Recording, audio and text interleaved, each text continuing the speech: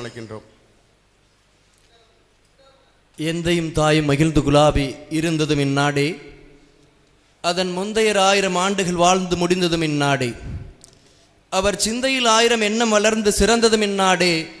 இதை வந்தனை கூறி மனதில் நிறுத்தி என் வாயர வாழ்த்தேனோ, இதை வந்தே மாதரம் என்று வணங்கினோ என்று பாரத தாயை வணங்கி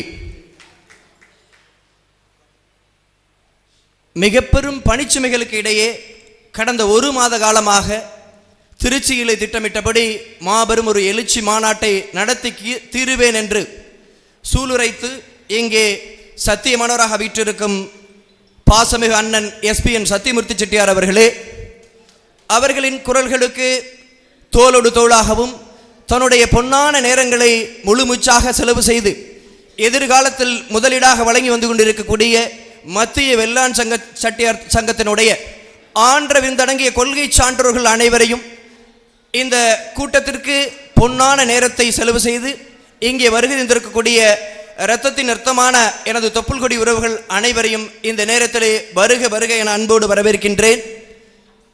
ஏறக்குறைய கடந்த 6 ஆண்டு காலமாக இந்த செட்டியார்களினுடைய ஒருங்கமைப்பான குரல் ஆங்காங்கே ஒலித்துக் கொண்டிருந்த வேளையில் இப்பொழுது ஒலிக்கக்கூடிய இந்த குரலானது இமயத்தை திரும்பி பார்க்க வைக்கக்கூடிய அளவிலே மிக பெரும் எழுச்சியாக இருக்கிறது என்பதை என் கண்கூடாக நான் கண்டு கொண்டிருக்கிறேன்.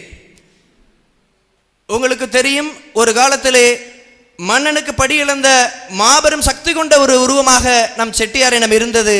அந்த வரலாறு படிப்படியாக மங்கிக் கொண்டிருக்கக்கூடிய இந்த வேளையிலே செட்டியார்களுக்கென்று ஒரு மாபெரும் வாக்கி வங்கி உள்ளது.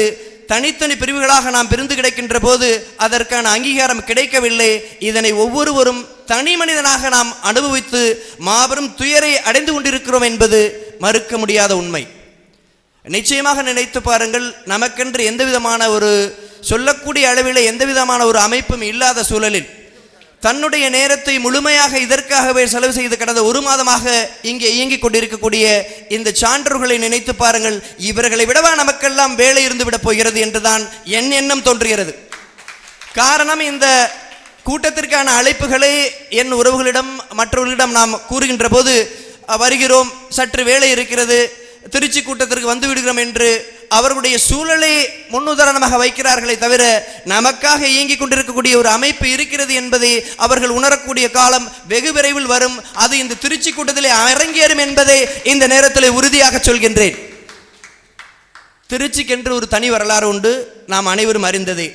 மாபெரும் வரலாற்று மாற்றங்களை உருவாக்கக்கூடிய ஒரு மகத்தான இடம் திருச்சி.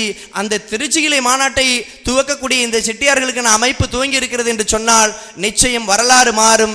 செட்டியார் பக்கம் இந்த ஆட்சியும் காட்சியும் மாறும் என்பதை இந்த நேரத்திலே மற்றற்றோட மகிழ்ச்சியோடு உங்களோடு உரித்தாக்கி அனைத்து உறவுகளும் இதனை தங்களுடைய குடும்ப நிகழ்வாக கருதி உங்களுடைய உறவினர்களை அன்போடு இந்த திருச்சி மாநாட்டிற்கு அழைத்து வாருங்கள். எடும் எடும் என எடுத்ததோர் இகழ்வொளி கடல் ஒளி இகக்கவே விடு விடுபறி கரிக்குலாம் விடும் எனும் ஒளி மிகைக்க திருச்சியிலே நாம் திரளுவோம், நமக்கான அடையாளத்தை புதிய அத்தியாயத்தை உருவாக்கும் என்று உங்களை அன்போடு அழைத்து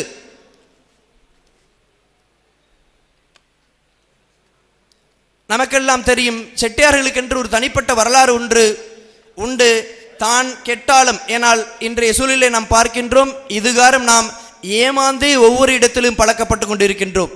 செட்டியார்களுக்கு ஏமாற்ற தெரியாது, மற்றவர்களிடம் ஏமாறுவது என்பதுதான் வரலாக இருந்தது. அந்த வரலாற்றை மாற்றி எழுதி செட்டியார்களின் ஏமாற மாட்டோம், நாம் என்றும் யாரையும் ஏமாற்ற மாட்டோம், ஆனால் எழுந்து நிற்போம் என்பதை இந்த திருச்சி கூட்டத்திலே நாம் நிரூபித்து காட்டுவோம். அனைவரும் ஒன்றாக கூடுவோம் என்று சொல்லி வாய்ப்புக்கு நன்றி கூறி விடைபெறுகிறேன். நன்றி. அடுத்ததாக